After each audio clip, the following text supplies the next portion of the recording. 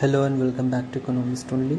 आज हम लोग डिस्कस करने वाले हैं मैक्रो इकोनॉमिक्स से कुछ इम्पॉर्टेंट एमसीक्यूज़ को, जो कि काफ़ी इम्पॉर्टेंट हैं आपके एग्ज़ाम के पर्सपेक्टिव से, चाहे वो कॉम्पिटिटिव एग्ज़ाम्स हो या फिर एकेडमिक एग्ज़ाम्स हो। तो स्टार्ट करते हैं क्वेश्चन नंबर फर्स्ट से। यहाँ पर आपको क्वेश्चन नंबर फर्स्ट दिया गया है, जिसमें है कि आपका which of the following is objective of fiscal policy. Fiscal policy के क्या क्या ऑब्जेक्टिव हैं? तो पहला है a achieve full employment, second है stabilise the price level and third है maintain equilibrium in balance of payment. तो और डी है ऑल ऑफ द अबव। तो हम लोग जानते हैं कि फिस्कल पॉलिसी यूज होती है, उसका मेजर जो ऑब्जेक्टिव होता है वो फुल एम्प्लॉयमेंट और प्राइस लेवल को मेंटेन करना है, along with maintain equilibrium balance of payment. Balance of payment मतलब एक कंट्री का दूसरे कंट्री के साथ जो मॉनेटरी ट्रांजैक्शन होता है, उसकी जो स्टेटमेंट होती है उसको बैलेंस ऑफ पेमेंट बोलते हैं।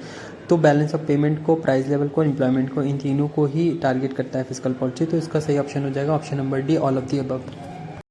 अब यहाँ पर थोड़ा सा फिस्कल पॉलिसी के बारे में बता देना सही होगा। Fiscal policy refers to policy concerning the use of state treasury और government finance to achieve the macro economic goals. जो आपके मैक्रो इकोनॉमिक गोल्स होते हैं, जो मेजरली चार होता है, जिसमें आपका unemployment, inflation, price stability, balance of payment होता है। इन सभी को टारगेट करने के लिए फिस्कल पॉलिसी को गवर्नमेंट यूज़ करती है। फिस्कल पॉलिसी, जो सेकंड पॉइंट यहाँ लिखा हुआ है, fiscal policy involves the decision that a government make regarding collection of revenue.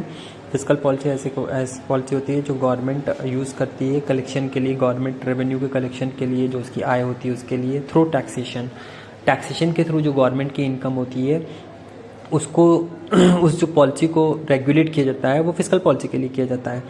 And about spending the revenue, और जो रेवेन्यू कलेक्ट होती है उसका एक्सपेंडिचर किस तरह गवर्नमेंट को करना है, गवर्नमेंट को उसको स्पेंड किस तरह करना है, ये फिस्कल पॉलिसी के एम्बिट में आता है।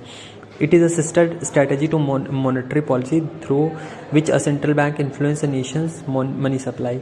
ये एक पॉलिसी होती है जिसको बोलते हैं सिस्टर पॉलिसी की। जो गवर्नमेंट होती है वो दो तरह से इकोनॉमी को रेगुलेट करती है। फर्स्ट होता है फिस्कल पॉलिसी, सेकंड होता है monetary policy. Fiscal policy basically government के टैक्सेशन और रेवेन्यू के थ्रू रेगुलेट किया जाता है, और मॉनेटरी पॉलिसी बेसिकली आपका होता है जो मनी के थ्रू इकोनॉमी को कंट्रोल करती है गवर्नमेंट।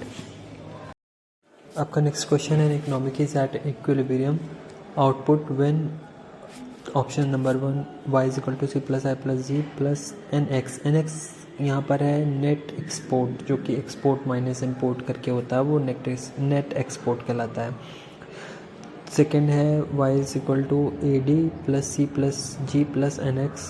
थर्ड है C Y is equal to A D plus C plus I plus G plus N X. And D है आपका y is equal to A D plus C plus I plus G. तो इसमें आपका सही option होगा option number C, जो कि है y is equal to A D plus C plus I plus G plus N X. तो यहाँ पर y होगा आपका इनकम, ए होगा एग्रीगेट डिमांड, प्लस सी होगा कंजम्पशन, प्लस आई है इन्वेस्टमेंट, जी है गवर्नमेंट का एक्सपेंडिचर, और एन एक्स है आपका नेट एक्सपोर्ट। आपका नेक्स्ट क्वेश्चन है, who is the head of the monetary policy committee.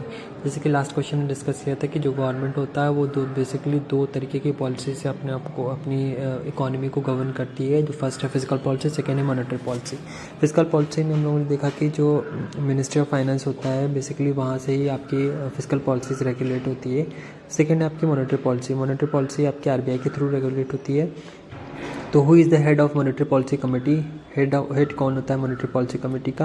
आपका ए है आरबीआई का गवर्नर, सेकेंड है आरबीआई का डिप्टी गवर्नर, एंड सी है prime minister, and D is president.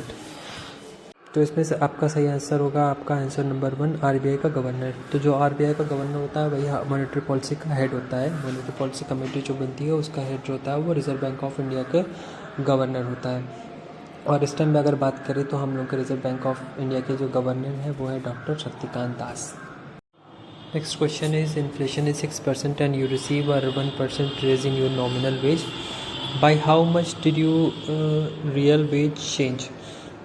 इसका मतलब ये है कि अगर इन्फ्लेशन 6% है और अगर आपकी जो नॉमिनल इनकम है उसमें 1% का इंक्रीज़ हुआ है तो आपकी रियल वेज कितनी होगी। तो रियल वेज को हम लोग नॉमिनल वेज को रियल वेज से पाने के लिए हम लोग इन्फ्लेशन को एडजस्ट करते हैं। तो हम लोग इसमें 6 - 1 करेंगे तो हमारा आ जाएगा 5%। तो आंसर होगा 5%। नेक्स्ट क्वेश्चन है, which of these is not a monetary policy tool.